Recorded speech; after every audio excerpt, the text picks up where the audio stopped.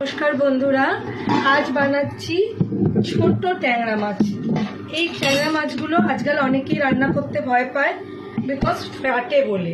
তো মাছটাকে ধুয়ে আগে আমি নুন হলুদ মাখিয়ে রেখেছি, কড়াতে তেল দিয়েছি। তেলটা গরম হওয়ার সাথে সাথে আমি অল্প একটু কালো জিরে ফোড়ন দিলাম।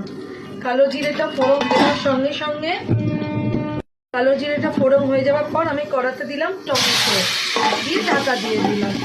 একদম ফোড়নের পর টমেটোটা দিয়ে দেবে। টমেটোটা দেওয়ার পরেই আমি এর মধ্যে দিলাম অল্প করে নুন, অল্প করে হলুদ, একটুখানি হলুদ দেবে যতটা তোমার লাগবে। দিয়ে এর মধ্যে আমি দিলাম একটু ধনেপাতা, দিয়ে আমি এটাকে ঢাকা দিয়ে নাড়াচাড়া করবো। ততক্ষণে টমেটোটা গলে যাবে নুনটা দেওয়ার ফলে। ঢাকা দিয়ে করবে। এরপর 2 মিনিট বাদে ঢাকাটা খুলে দেখলাম যে টমেটোটা অনেকটা গলে গলে আসছে। তখন এর মধ্যে আমি একটু দিলাম ধনে গুঁড়ো, একটুখানি দেবে, বেশি দেওয়ার দরকার নেই। একটুখানি জিরে গুঁড়ো,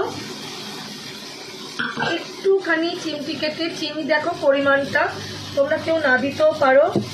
আর একটুখানি লঙ্কার গুঁড়ো দিয়ে এই পুরো মাছটা, যেটা নুন হলুদ মাখানো আছে, ট্যাংরা মাছটা এর মধ্যে দিয়ে দেবে।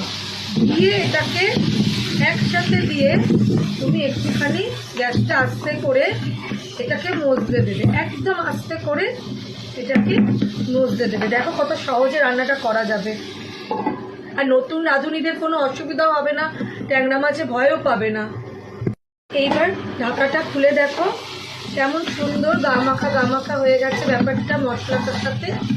এই অবস্থাতে তোমার কোনো অসুবিধা নেই, অল্প করে একটু জল দেবে। এইটুকু দেখো মেপে আমি জল দিচ্ছি, এরকম ছোট কোনো কাপে অল্প করে একটু জল দিয়ে একদম ঢাকা দিয়ে রেখে দেবে। নামাবার আগে আমি ধনেপাতা আর একটু কাঁচা তেল দিয়ে নামিয়ে নেব। হয়ে যাবে ট্যাংরা মাছের তেল ঝাল। কোনো রকম অসুবিধা হবে না, নতুন রাঁধুনিরা বলো, বাচ্চারা যারা বলো রান্না করবে তাদের খুবই সুবিধা হবে। আমি ঢাকা দিয়ে আবার রেখে দিলাম। তেলটা যতটা কম খাওয়া যায় ততই ভালো। তো আমি বন্ধ করে দিলাম আমার রান্নাটা। তো হয়ে গেল আমার তেল ঝাল রেডি। তো এইভাবে খুব সহজে কম তেলে করে ফেলো ট্যাংরা মাছের তেল ঝাল। তো বন্ধ করে দিলাম। এবার আমি এটাকে নামিয়ে ফেলবো। তো হয়ে গেল আমার ট্যাংরা মাছের তেল ঝাল। দেখো কত সহজ পদ্ধতিতে, কত তাড়াতাড়ি করে ফেললাম।